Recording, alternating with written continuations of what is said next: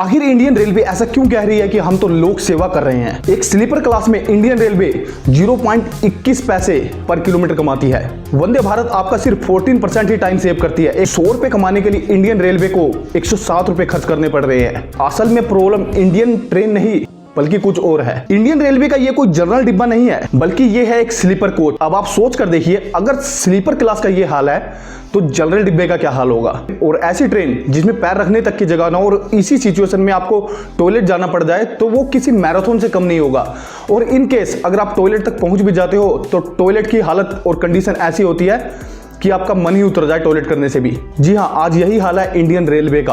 Full on भीड़ और गंदगी। और बात करें जब बिहार की ट्रेन में, वो तो किसी नरक से भी ज्यादा कम नहीं है। तो ऐसी सिचुएशन में इफ पॉसिबल आपके लिए अच्छा ही होगा कि आप एक एसी कोच में ही अपनी टिकट लें। पर आखिर इंडियन ट्रेन की हालत इतनी खराब क्यों है? क्यों आजकल इंडियन ट्रेनों में इतनी भीड़ है और क्यों सारी की सारी ट्रेनें गंदगी से भरी पड़ी हैं? एक इंडियन ट्रेन के फर्स्ट एसी कोच में 18 से 24 बर्थ होते हैं। 2 टायर एसी में 48 से 54, 3 टायर एसी में 64 से 72 और स्लीपर में 70 से 80 और जनरल कोचेज में on an average 90 passenger allowed होते हैं। पर यहाँ पर कितने सफर करते हैं पता आपको? 180 से भी प्लस, मतलब कि डबल। देखिए, हम सब जानते हैं कि रेलवे शुरू से ही घाटे में चल रही है। साल 2005 में एसी क्लास में 23% और स्लीपर क्लास 77% थी। पर आज की डेट में स्लीपर क्लास सिर्फ 46% ही रह गई है और जबकि एसी क्लास डबल से भी ज्यादा हो चुकी है, क्योंकि इंडियन रेलवे बहुत सी ट्रेनों में स्लीपर क्लास को एसी कोचेज से रिप्लेस कर रही है। जहां ट्रेनों में पहले आगे पीछे 2-2 जनरल डब्बे होते थे, आज की डेट में सिर्फ टोटल ही 2 डब्बे होते हैं। और ये चीज सेंट्रल और नॉर्दर्न रेलवे में सबसे ज्यादा हो रही है। अब सरकार को समझना चाहिए कि भारत जैसे देश में ट्रेन में सफर ज्यादातर मिडिल क्लास और पुअर फैमिली से जो बिलोंग करते हैं वही करते हैं। और ऐसी सिचुएशन में उनके लिए एसी टिकट अफोर्ड करना आसान नहीं है, क्योंकि एसी टिकट नॉर्मली जो स्लीपर क्लास की टिकट होती है उससे 3 गुना महंगी आती है। और गरीबों की सुविधा के लिए जन साधारण ट्रेन जो साल 2002 में चलाई गई थी वो भी बंद कर दी गई है, क्योंकि सरकार के लिए वो एक लॉस मेकिंग ट्रेन थी। तो अगर आप सोच रहे हो कि सरकार को और ज्यादा ट्रेन चलानी चाहिए जिससे प्रॉब्लम सॉर्ट आउट हो जाएगी, तो ऐसा नहीं है। ज्यादा ट्रेन चलाने से प्रॉब्लम कभी सॉर्ट आउट नहीं होने वाली। फेस्टिवल टाइम में हर साल स्पेशल ट्रेनें चलाई जाती हैं, पर ये प्रॉब्लम तब भी कभी सोल्व नहीं हुई। तो प्रॉब्लम कहाँ है? प्रॉब्लम है Indian railway track. NITI Aayog की 2018 की रिपोर्ट के अनुसार ट्रेन ट्रैफिक 1950 से लेकर 2013 यानी कि पिछले 60 सालों में 1650 गुना बढ़ा है। पर हमारी ट्रेन के लिए जो ट्रैक है वो कितने परसेंट बढ़े हैं?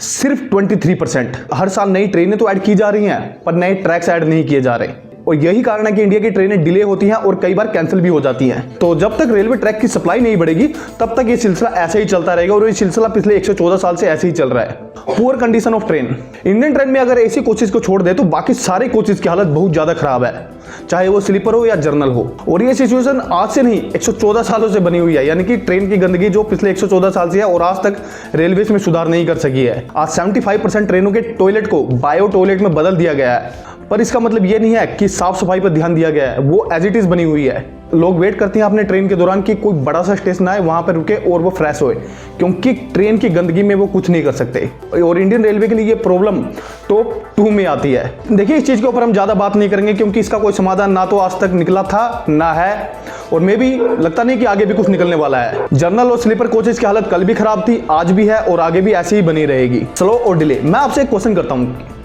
आपकी ट्रेन आज तक यानी कि जब भी आपने सफर किया हो मैक्सिमम कितने घंटे लेट हुई है? मैंने एक बार सफर किया, मेरी ट्रेन पूरे 19 घंटे लेट थी। और ये सिर्फ मेरे साथ ही नहीं, इंडिया में 19 से 24 घंटे ट्रेनों का लेट होना एक आम बात है, कोई बड़ी बात नहीं है।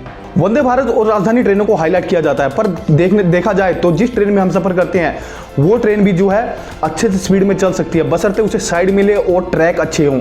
वंदे भारत ट्रेन आपका 14% टाइम सेव करती है, पर इसके बिहाफ पर वो आपसे 52% एक्स्ट्रा चार्ज भी करती है। हाँ, वो बात अलग है कि आपको थोड़ी बहुत सुविधा भी मिल जाती है, साफ सफाई मिल जाती है और थोड़ा सा लग्जूरियस भी फील करा देती है आपको। वंदे भारत की टॉप स्पीड है 180 किलोमीटर पर आवर, पर ऐसा कोई ट्रैक है ही नहीं इंडिया में जहां पर ये अपनी टॉप स्पीड पकड़ सके, सिर्फ दिल्ली और वाराणसी के ट्रैक को छोड़कर। तो on an average Vande Bharat की ट्रैक पर स्पीड रहती है 130 किलोमीटर पर आवर। कई जगह तो ऐसे ट्रैक भी है जहां पर ये सिर्फ 70 किलोमीटर की स्पीड से चलती है। CAG की रिपोर्ट के मुताबिक पिछले 10 सालों में इंडियन रेलवे इंफ्रास्ट्रक्चर पर 2.5 लाख करोड़ रुपए खर्च किए गए हैं। इसके साथ ही मिशन रफ्तार भी लॉन्च किया गया ताकि इंडियन ट्रेनें और ज्यादा तेज हो सके, पर इसके बावजूद भी इंडियन ट्रेन ना तो तेज हुई ना ही पंक्चुअल हुई। सिचुएशन आज भी वैसी की वैसी बनी हुई है। देखिए, वीडियो के स्टार्टिंग में ही मैंने कहा था कि इंडियन रेलवे शुरू से ही घाटे में चल रही है। इंडियन रेलवे को 100 रुपए कमाने के लिए 107 रुपए खर्च करने पड़ रहे हैं और ये ऑपरेटिंग रेशो किसी किसी जोन में तो 121% भी है और किसी किसी जोन में 99 और 100% भी है, यानी कि ऑन एन एवरेज 107 का लेके चलते हैं। यहाँ पर एक स्लीपर क्लास में इंडियन रेलवे 0.21 पैसे पर किलोमीटर, एसी कोच से 1.75 पैसे पर किलोमीटर, शताब्दी जैसी ट्रेन से 2.58 पैसे पर किलोमीटर अर्न करती है। पर इतना इंडियन रेलवे रेवेन्यू के लिए काफी नहीं है, इससे ज्यादा तो वो खर्च कर देती है। खैर, इंडियन रेलवे की सिचुएशन अभी आज की डेट में करो या मरो जैसी है, क्योंकि अगर उन्होंने टिकट के दाम बढ़ाए तो उनका डायरेक्ट कंपटीशन होगा प्लेन से और एसी बसेस से, जो कम से कम पैसेंजर को सुविधा तो देती है। क्योंकि जहां 1950 में 80% रेलवे ट्रैफिक मालगाड़ी की वजह से होता था, आज वो घटकर सिर्फ 23% ही रह गया है। और ऐसा क्यों हुआ है? क्योंकि पैसेंजर पर ज्यादा लोड ना पड़े, तो इसलिए इंडियन रेलवे गुड्स के ज्यादा चार्ज करती है। दूसरा, आज की डेट में इंडिया का रोड इंफ्रास्ट्रक्चर बहुत ज्यादा अच्छा हो गया है, तो दैट्स वाई तो काफी सारा गुड्स कैरिज जो है रोड से ही हो जाता है। और इंडियन रेलवे के घाटे में जाने का कारण एक ये भी है। और फाइनली इंडियन रेलवे का यहाँ पर सिर्फ एक ही कहना है कि हम तो सोशल वर्क कर रहे हैं और इससे ज्यादा कुछ नहीं।